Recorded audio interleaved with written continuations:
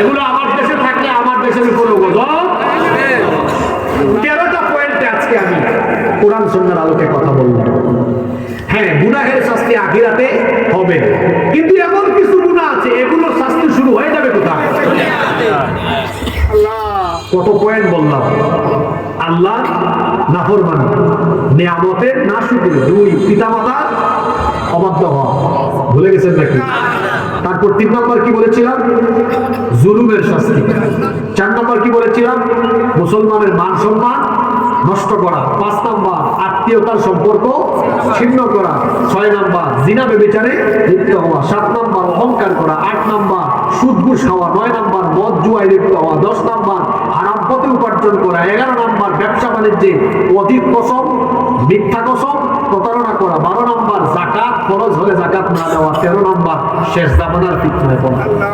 এই গুনাহগুলোতে থাকলে দুনিয়া থেকেই গজব দিবেন কে? আল্লাহ আমাদেরকে শুধু এই গুনাহ না, সমস্ত গুনাহ থেকে বেঁচে থাকার তৌফিক দান করুন। এখন প্রশ্ন হলো, গুনাহ থেকে বেঁচে থাকবো আমরা কিভাবে? একটা আমল শিকার দরকার নাই? গুনাহ থেকে বেঁচে থাকতে পারবেন, একটা আয়াত বলে দিয়ে এই আয়াতের উপর আমল করে নিয়া, আইয়ুহাল্লাযীনা আমানু তাকুল্লাহা ওয়া কুনু মা'আস সাদিকিন। হে ঈমানদারেরা, আল্লাহকে ভয় করো আর সত্যবাদীদের সাথে থাকো।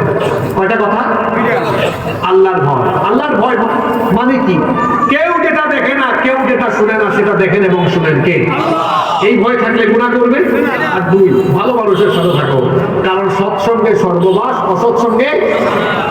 এক লোক আতরের দোকানে ঢুকছিল, আতর কিনে নাই, 10 মিনিট খাইকা বের হয়ে গেছে, সাথে কিসের গন্ধ? আরেকজন বিড়ি খায় না, বিড়ি খুলের সাথে হাত মিলাইছে, হাতে কিসের গন্ধ? কি বুঝাইতে চাইলাম? ভালোর সাথে থাকলে ভালো, খারাপের সাথে থাকলে। হ্যাঁ, আপনারা গুনাহ থেকে বাঁচার জন্য 2টা কথা বলে গেলাম। 1, আল্লাহকে ভয় করুন, আর 2, আলেম ওলামা, ভালো মানুষ, সত্যপন্থী ঈমানদার মুমিনদের সাথে থাকুন। তথাকথিত বেঈমান, বেনামাজি, ইসলাম বিরোধী নেতা নেত্রীদের সাথে থেকে দুনিয়া আখিরাত নষ্ট করবেন না। যেই দলে কুরআন নাই, হাদিস নাই, ওই দলের সাথে মুসলমানের কোনো সম্পর্ক নাই।